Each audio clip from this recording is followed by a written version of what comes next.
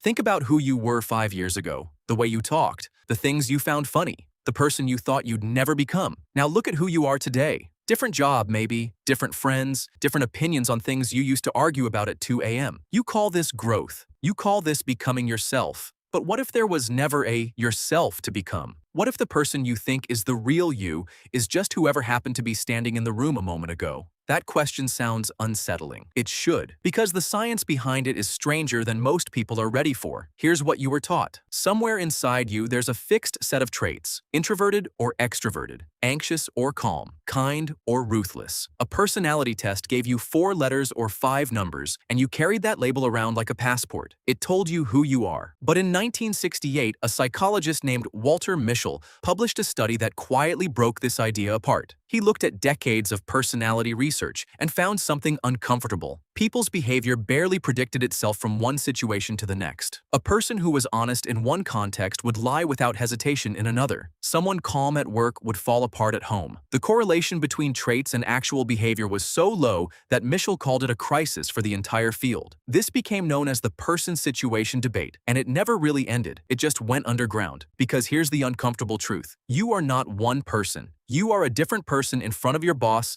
than you are in front of your childhood best friend. A different person on a first date than at your family dinner table. Same body, same memories, different you. Why does this happen? Psychologists have a term for it now: trait activation. Your brain doesn't run one fixed personality program. It runs hundreds of small adaptive responses, and the environment decides which one gets switched on. You're not choosing to be different people. Your nervous system is responding to different rooms. Think about it this way. Your body doesn't know the difference between the version of you that gets promoted and the version of you that gets rejected. It just knows which signals are coming in, and it adjusts. Fast. Automatically. Before you've consciously decided anything. This is where it gets stranger. A researcher named Brian Little, who spent years studying personality at Cambridge, proposed something he called free trait theory. His argument was simple but radical. You have a baseline temperament, sure, something biological, something present from birth. But layered on top of that, you constantly perform traits that aren't naturally yours because a situation demands it. The introvert becomes performatively outgoing at a wedding. The anxious person becomes calm in a crisis because someone has to be. Little called these free traits, and he found they could be sustained for surprisingly long periods. But here's the twist he also discovered. Performing a trait that isn't yours has a cost. Little tracked people who spent their days acting against their natural temperament, extroverted jobs for introverted people, for example, and found measurable exhaustion afterward, not metaphorical exhaustion. Physiological, cognitive depletion that showed up in decision-making, in memory, in mood. So which one is the real you? The baseline temperament you were born with, or the version you perform under pressure, sometimes for years at a time, sometimes so long you forget you're performing at all? Neither answer is comfortable. Let's go further back, to infancy actually, because this is where the story gets its strangest chapter. In the 1980s, a developmental psychologist named Jerome Kagan ran a now famous longitudinal study. He exposed 4-month-old infants to new stimuli, unfamiliar smells, sudden noises, moving mobiles, and recorded how they reacted. Some babies barely flinched, others thrashed, cried,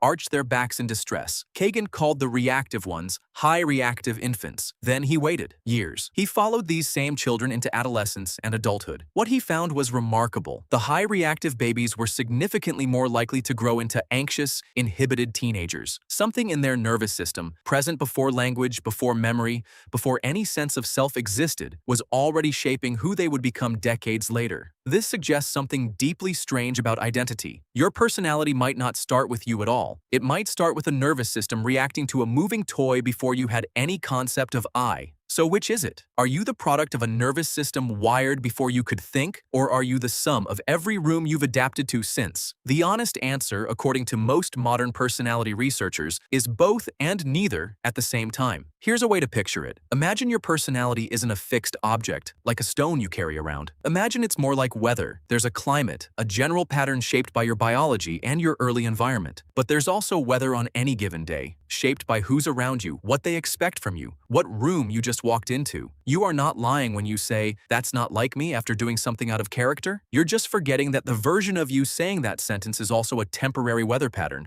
not the fixed climate underneath it. This has a mirror in modern life that most people walk past without noticing. Think about who you are on social media. Now think about who you are in a job interview. Now think about who you are alone in your car, singing badly to a song nobody else can hear. 3 different people, all real, none of them fake, each one activated by a different situation, each one drawing from the same underlying temperament, but expressing it in wildly different ways depending on what the room, or the platform, or the audience demands. Some psychologists now argue that the entire concept of a single, authentic self is itself a modern invention, more cultural than biological. For most of human history, identity wasn't something you searched for internally. It was something assigned by role. You were the eldest son, the healer, the one who hunts, the one who watches the children. Selfhood was functional, not psychological. The idea that there's one true buried self waiting to be discovered is a relatively recent story we started telling ourselves. And maybe that story is causing more anxiety than it's solving. Because if you believe there's one true self hiding underneath all your behavior, then every time you act differently in different situations, it feels like a betrayal, a performance, a mask slipping. But if personality is closer to weather than to stone, then acting differently isn't a betrayal at all. It's just adaptation. It's what a healthy nervous system is supposed to do. This doesn't mean you have no stable core. Twin studies consistently show that certain traits, how easily you feel threat, how much novelty you crave, how sensitive you are to social rejection,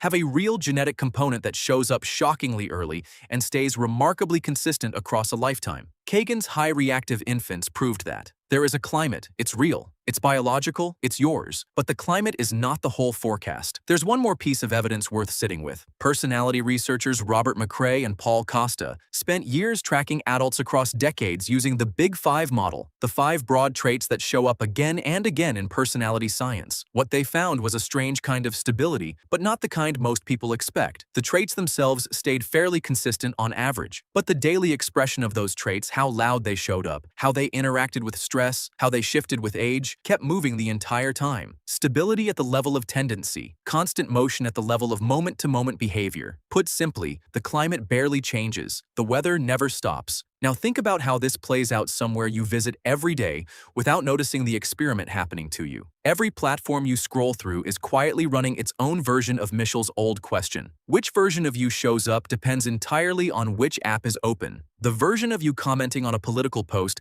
is not the same version answering a work email 10 minutes later. Neither is fake. Both are your nervous system responding to a different room, except now the room fits in your pocket and changes 40 times an hour. This is not a flaw in you. It is what adaptation has always looked like, just moving faster than it ever has before. So the next time you catch yourself acting like someone you don't recognize, in front of a certain person, in a certain room, under a certain kind of pressure, pause before you call it fake. It might be the most honest thing your nervous system has ever done, adapting in real time to a world that never stops asking you to be someone slightly different than you were an hour ago. Think about who you were 5 years ago again. Now think about who you'll be 5 years from now. That person isn't hiding somewhere inside you waiting to be found. They're being built right now, one room at a time.